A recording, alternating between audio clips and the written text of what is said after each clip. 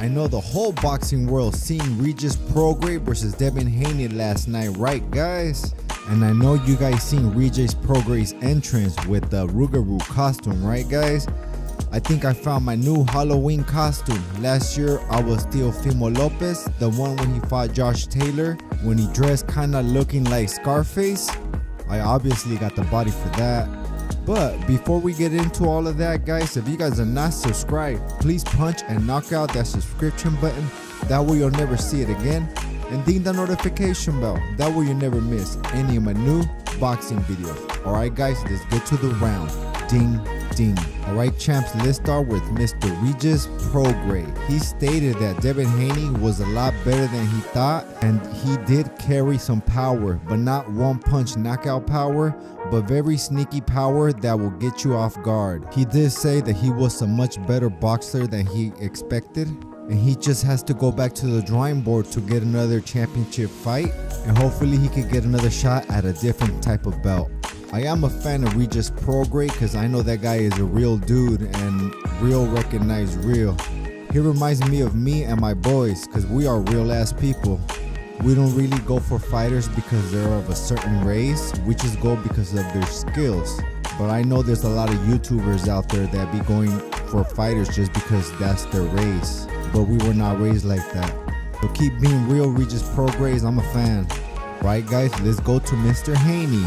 He also says that he thanks the Bay for supporting this fight, and he is thinking about moving to 147, even though there's a lot of big fights at 140 as well. I personally believe he should stick to 140 because there's a lot of big fights at 140 at the moment. There's Teofimo Lopez and Ryan Garcia. Oh, and Rolly Romero. He stated that he is interested in making the biggest fights with the biggest money. That will be against Tank or Ryan Garcia. Bill Haney adds, he knows there's a lot of good fighters at 135, at 140, and at 147. He believes they're really good fighters, but he believes Devin Haney is a special fighter, and they are only looking for legacy fights. Duh, I would say that about my son too. He also said his game plan against Regis was to take his left hand, basically to handicap him because he knows that is his bread and butter. And he always knew he was levels above Regis. I knew that myself too, that he was levels above him, but I really don't like talking smack about any boxer since I used to box myself and I used to put in all the work, those 5 miles and all those hours in the gym. I actually still run 3 miles and I still do 24 minutes of shadow boxing because it's healthy for you, and I'm actually addicted to the runner's high. It makes you feel euphoric, and the shadow boxing as well, it does make you feel the same way.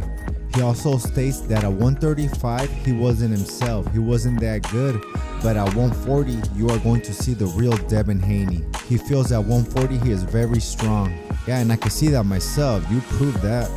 Alright, moving on, he says that he's been trying to get a fight with Ryan Garcia for years, and Ryan Garcia is finally coming around to trying to fight him. He says it sucks that he's trying to fight him now after he took a L, but he knows it's going to be a big fight regardless, and it will.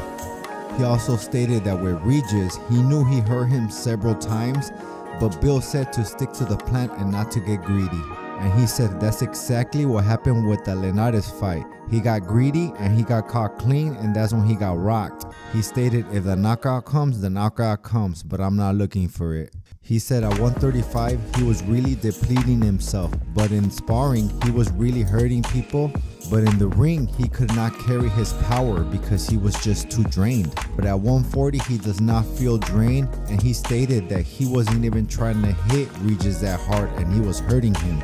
Yeah, in this fight I didn't really see him clinching that much. He also stated that everybody always talks bad about him and always has something to say, like he can't sell seats, but he just sold 17,000 seats, and he has no power, but he hurt Regis a lot of times in this fight. He also trying to call out Tank, but he stated that he knows Tank don't want the smoke, because if he did, he would never trying to talk down on the fight. He would actually trying to build up the fight. And Tank is just making excuses saying, oh, you're only selling because of this, oh, you're only selling because of that. And if he really wanted to run it with him, he'll be like, oh no, it's a big fight, let's make the fight happen. But he says everything but let's fight. And I really do believe that myself. What's Tank gonna fight? A Pitbull Cruz rematch that nobody asked for, where he already beat that guy with one hand. Ain't nobody trying to watch that fight, man. Or if he fights De Los Santos, we all know De Los Santos is not gonna engage if he don't engage, and he's a counterpunch as well, and also De Los Santos, so that fight's gonna suck too. Bill Haney also adds that Tank has been lying to the fans while creating this false narrative that he's fighting for the culture and insignificant fights that really don't mean anything, and that Haney fights for the culture and represents what boxing should be. I do believe that myself too. Haney's a throwback fighter. I wish I could say that about Tank. Bill Haney says no one's done what Devin Haney's done. Go across the sea 2 times and fight for undisputed. And he believes Devin Haney is the #1 pound for pound fighter in the world. Not taking anything away from Crawford. But if Errol Spence was depleted and has to go to 154, that does take away from Crawford. How much credit can we effing give him? Is exactly what he said about Crawford. Devin Haney says that he believes he should be Fighter of the Year and Bill Haney Trainer of the Year. He said they moved up in weight and fought the best fighter at 140. I will definitely have to disagree on that one. I know Teofimo Lopez is one of them, and also Inoue. I believe both of those guys had better performances that Devin Haney had against Regis Prograis, and they both fought better oppositions. But he is definitely a throwback fighter of the year, but that can easily go to Teofimo Lopez as well. Actually, I think Teofimo Lopez is the #1 throwback fighter of the year. Teofimo Lopez has been fighting good competition since his 10th fight, and it could also go to Lomachenko. Lomachenko has been fighting really good competition since his 2nd fight. This speaks volumes. Lomachenko and Teofimo Lopez already fought.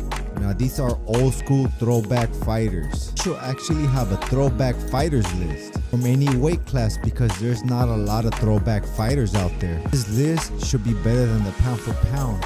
It should consist of who you fought, the level of the competition, how early they fought, and how consistent they fought. I believe these should be the biggest stars in boxing. Not how much pay-per-views they sell, is who they fight.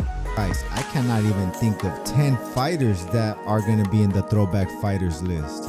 Definitely Devin Haney, Teofimo Lopez, Lomachenko, maybe Alexander Usyk, Mario Barrios should be in there too.